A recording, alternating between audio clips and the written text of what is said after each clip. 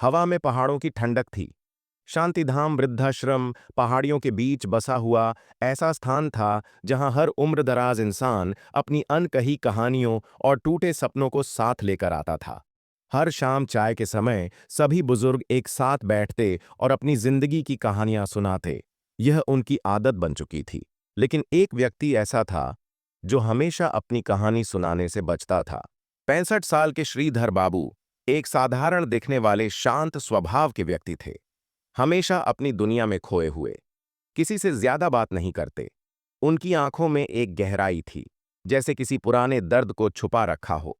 आश्रम के अन्य बुजुर्ग अक्सर उनकी चुप्पी का कारण जानने की कोशिश करते, लेकिन उन्होंने कभी कुछ नहीं बताया। एक दिन आश्रम में एक नई बुजुर्ग महिला आईं, कमला देवी। उनकी उम्र लगभग 70 साल थी। वे बातूनी और मिलनसार स्वभाव की थीं। जल्दी ही उन्होंने आश्रम के बाकी बुजुर्गों के साथ घुलना मिलना शुरू कर दिया। शाम का समय था। सब लोग चाय पी रहे थे। कमला देवी ने श्रीधर बाबू को अकेले बैठा देखा। उन्होंने अपनी चाय का कप उठाया और उनके पास जाकर बैठ गईं। श्रीधर जी, आप हमेशा चुपचाप क्यों रहते हैं? कमला देवी ने मुस्कुराते हुए पूछा। श्रीधर बाबू ने उनकी ओर देखा, लेकिन कोई जवाब नहीं दिया। यहां सब अपनी कहानियां सुनाते हैं, आप क्यों नहीं बताते? मुझे यकीन है आपकी कहानी सबसे अलग होगी, कमला ने फिर से कहा। कुछ देर तक चुप रहने के बाद श्रीधर बाबू बोले, कुछ कहानियां ऐसी होती हैं जिन्हें सुनाने का कोई फायदा नहीं। जो बीत गया वह वापस नहीं आ सकता। कमला देवी ने महसूस किया कि श्रीधर बाबू के शब्दों में दर्द छिपा है। उन्होंने सोचा कि धीरे धीरे उनका विश्वास जीतकर उनकी कहानी जानेंगी। कुछ दिनों बाद श्रीधर बाबू ने खुद कमला देवी से कहा, अगर आप सुनना चाहती हैं तो मेरी कहानी सुन लीजिए, शायद इससे आपका समय कट जाए। कमला देवी ने उत्सुकता से सिर हिला दिया। मैं कभी एक सफल व्यवसायी था, श्रीधर बाबू ने कहना शुरू किया। मेरी पत्नी सुमन और मेरा बेटा आरव मेरी जिंदगी का केंद्र थे। मैंने अपनी सारी मेहनत अपने बेटे को एक अच्छी जिंदगी देने में लगा दी। श्रीधर बाबू ने बताया कि कैसे उन्होंने आरव की पढ़ाई के लिए कर्ज लिया, उसकी हर जरूरत पूरी की। आरव उनकी आंखों का तारा था। जब आरव की शादी नेहा से हुई तो उन्होंने अपनी सारी जमा पूंजी शादी में खर्च कर दी।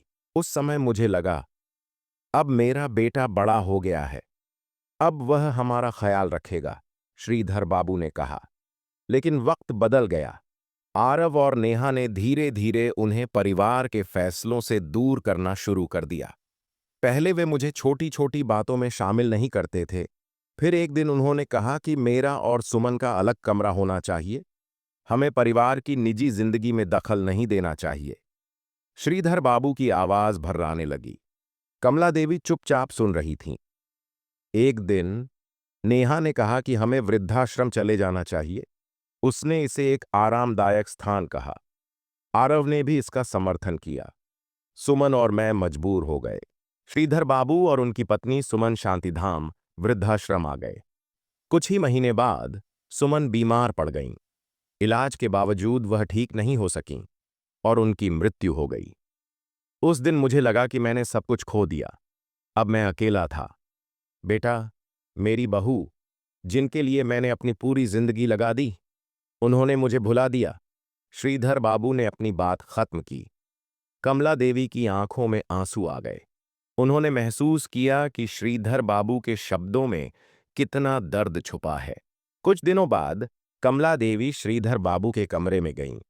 वहां उन्होंने एक पुराना फोटो एल्बम देखा।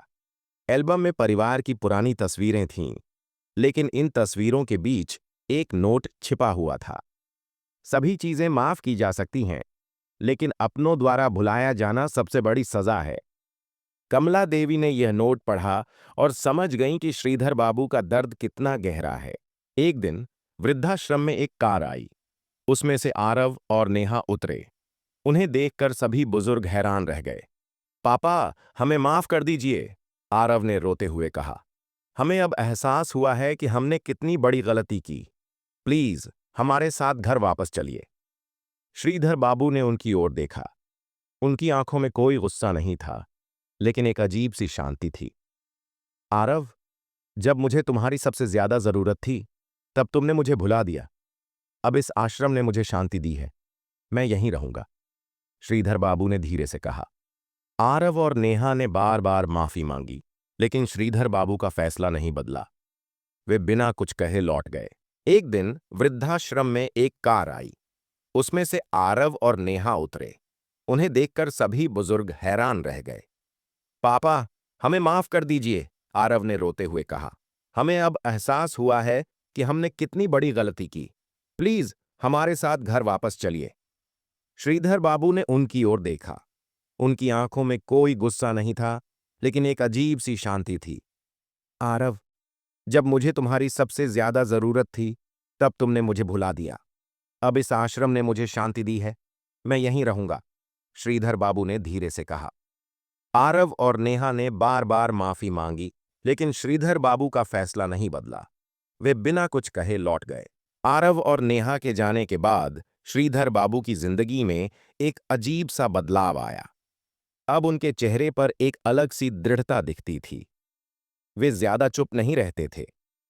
धीरे धीरे उन्होंने अपने आसपास के बुजुर्गों से बातें करना शुरू किया।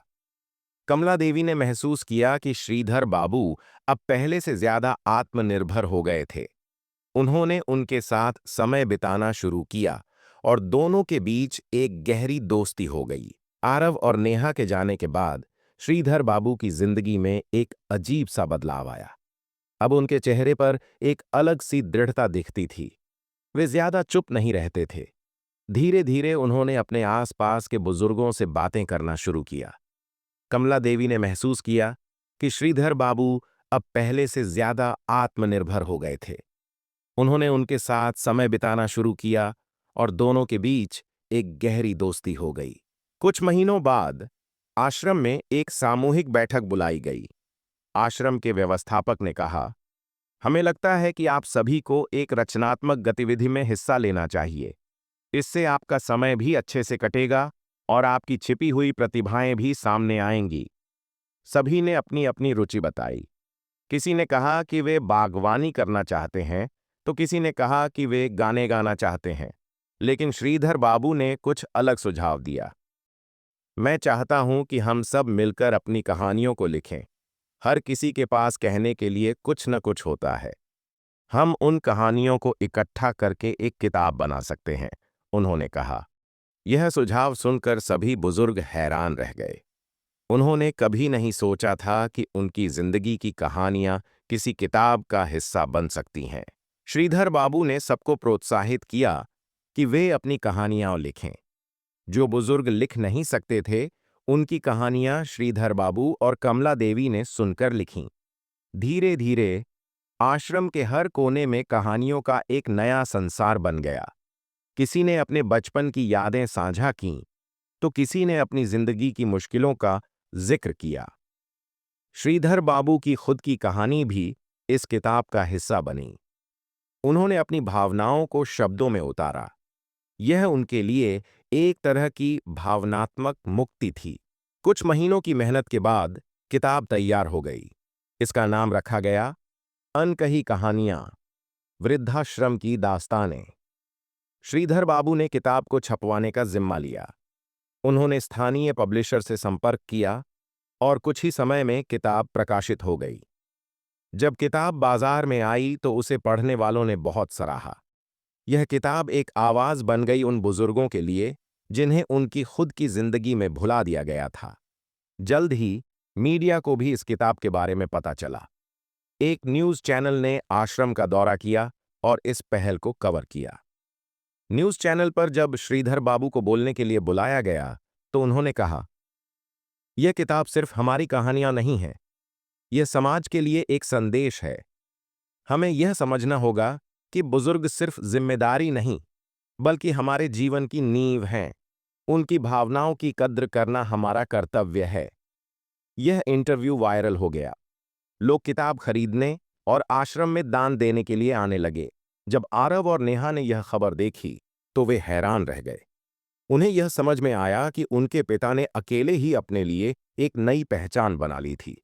इस बार आरव अकेले आश्रम आया। उसने श्रीधर बाबू से कहा, पापा, मुझे अपनी गलती का एहसास हो गया है। मैंने आपको बहुत दुख दिया। मैं चाहता हूं कि आप मेरे साथ घर चलें। इस बार मैं वादा करता हूं कि आपको वह सम्मान मिलेगा जिसके आप हकदार हैं।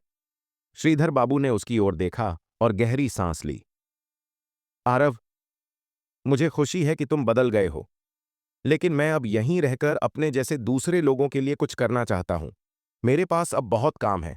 अगर तुम वाकई मुझसे प्यार करते हो तो हमें हमारे इस उद्देश्य में मदद करो।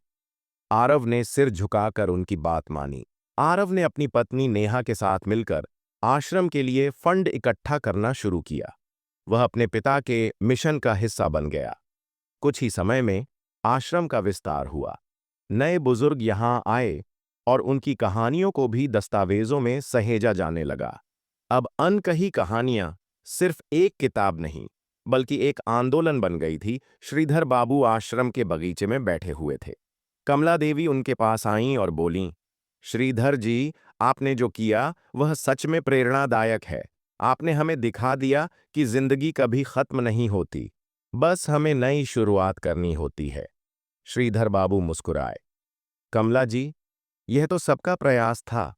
और हाँ, जब तक हम अपने आत्मसम्मान के साथ जी सकते हैं, तब तक हर दिन एक नई शुरुआत है। हवा में पहाड़ों की ठंडक थी, लेकिन इस बार उसमें एक अजीब सी गर्मजोशी थी।